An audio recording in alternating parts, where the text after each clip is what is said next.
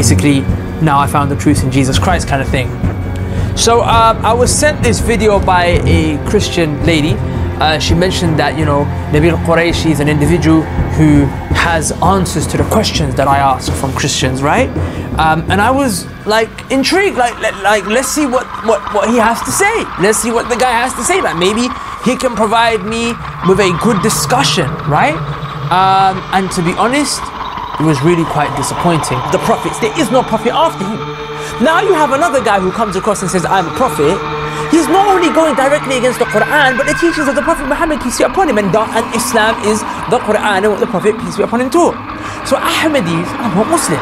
And that's very misleading, and that's extremely insincere to put yourself across like you used to be a Muslim when your religion was totally different. And it doesn't matter that you spent your whole life going to a Sunni mosque. That's the same as a Christian who spent his whole life going to a synagogue. Yeah, he doesn't believe, he doesn't... It exists a square circle. It's a logical fallacy, right? So when we say that Jesus was God or Son of God, we are actually saying that God existed in finitude during the life of Jesus. And he also is infinite. Can Allah come onto this world if he wants? Can he be in this world if he wants? I wouldn't think so. You wouldn't think so. So Allah's omnipotence is limited. He can't come onto this world. It's like basically Allah Ta'ala cannot do logically fallacious thing. Like he cannot create a square circle, right? Mm-hmm. Because that's something logically fallacious. But how do we know that's what this is? That Allah but how do we know that's what this is? Because, for example, in Surah Al-Imran, when Allah is talking to Moses, it says in Surah Al-Imran, I think it's Surah Al-Imran, it might be Surah 18, but double check, that Allah, as he spoke to Moses, Allah was in the bush. Allah was in the bush. So if you want to say that meant something else, well, you're going to have to argue with the Quran on that one. It seems to be pretty clear that Allah can emanate his voice from a physical place. He can be in a physical place in a sense. In the same way, I don't believe that God coming to this earth limits his omnipotence. It's not a limitation of his omnipotence. Jesus has taken on flesh. God the Father is still everywhere. God, Jesus, the Son, is here on this earth. It's a limitation in that sense, but it's not a limitation of his nature. He is both the divine and human nature. That's the argument. Now, I want to talk about briefly, and then we're... I mean, I really don't know what to say there. They pretend to be ex-Muslims, man. In fact, there's a whole book written on this issue called Call of the Minaret, which is written by one of the high priests of Christianity from Jerusalem. And this whole book is like a manual, like a da'wah manual, like a missionary manual that is given to Christians so they can learn how to bring Muslims into Christianity. The whole book is lies and deception, and it teaches them to lie and deceive and do things like this. And my question is that if your religion is real, then why do you need to come with those kind of dodgy little things? Why can't you be straight? Let the truth speak for itself. If you're an Ahmadi, be real with the people. Tell them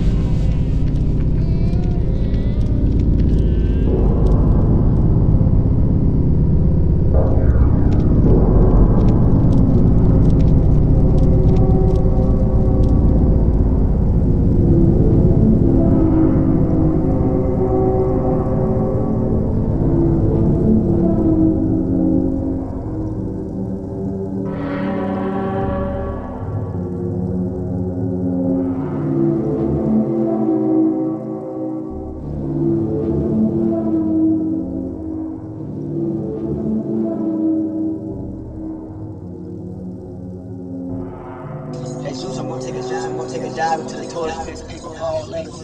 Pig feet and butt guts. Hog maws, nigga. Yum, yum, yum, yum. Let's go further to the Roman St. Peter's stool anus.